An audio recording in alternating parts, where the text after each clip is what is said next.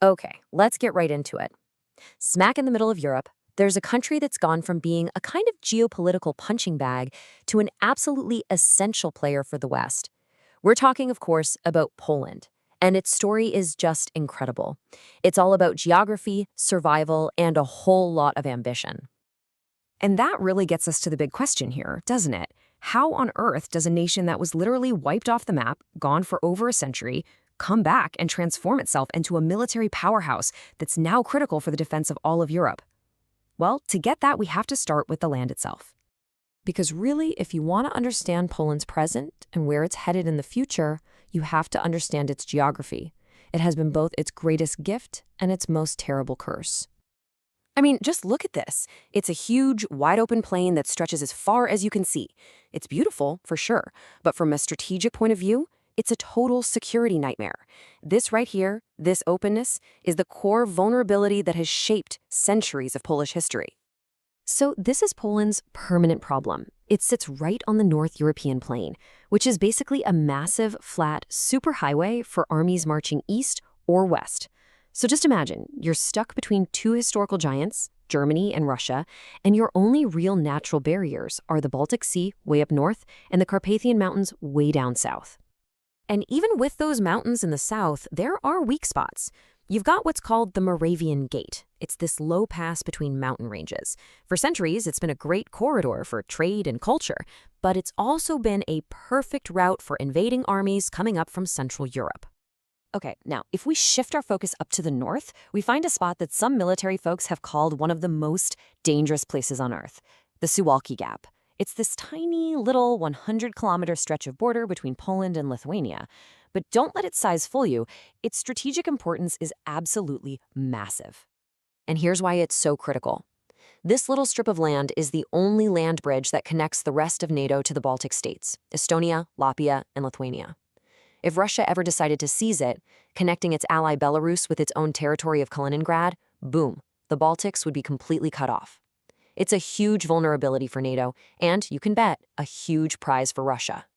You know, this geographic problem isn't just some modern strategic headache. It is a deep historical trauma that is basically burned into the Polish national soul.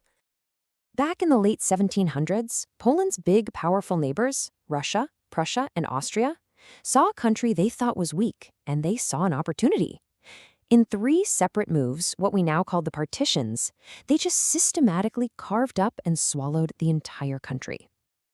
And just let that number really sink in for a moment. For 123 years, the state of Poland just didn't exist. It was completely gone from the map of Europe. And you'd think that would be the end of the story, but no. After finally getting its independence back after World War I, the nightmare happened all over again. In 1939, Hitler's Germany and Stalin's Soviet Union made a secret deal, and they both invaded, from the west and the east, and cut the country in half once more.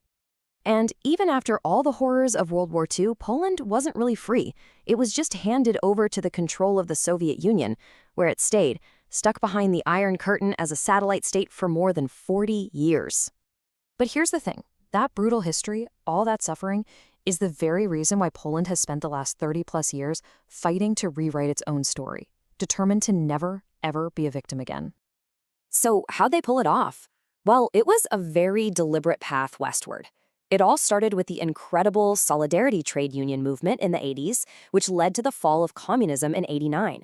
After that, Poland made 2 massive strategic moves. First, joining NATO in 1999 for that rock-solid security guarantee, and then joining the EU in 2004 for economic growth and stability. And today, Poland is no longer just some buffer zone. It is NATO's front line. It sits right at the center of everything, bordering Ukraine, Belarus, and Russia's heavily armed Kaliningrad territory. It's the key to defending the Baltics and has become a major leader among the Eastern European nations in the alliance. And being on that front line has ignited an ambition that is, frankly, historic. And they're backing it up with a massive, massive investment in pure military power. Just check out these numbers. You know, for years, a lot of NATO countries have kind of struggled to hit that 2% of GDP target for defense spending. Well, Poland is on track to spend nearly 4%. That's almost double the target, and it's even more percentage-wise than the United States. That is a huge statement. And the goal for all that spending? It's not a secret. They've been very clear about it. They want to build the largest and most powerful land army in all of Europe. And the shopping list to get there is just mind-blowing. But this isn't just about buying a ton of gear. There's a real strategy here.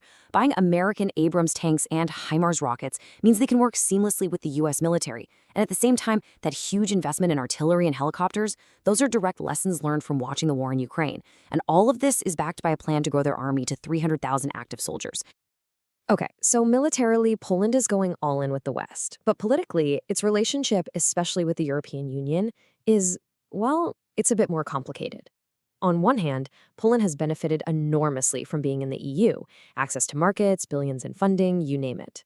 But on the other hand, there's been a lot of tension with Brussels over things like judicial reforms and the government's conservative social policies. And then Russia's full-scale invasion of Ukraine changed everything. Suddenly, Poland's role as a military heavyweight and the main logistical hub for aid to Ukraine became so unbelievably critical that the EU has had to, well, dial back its criticism.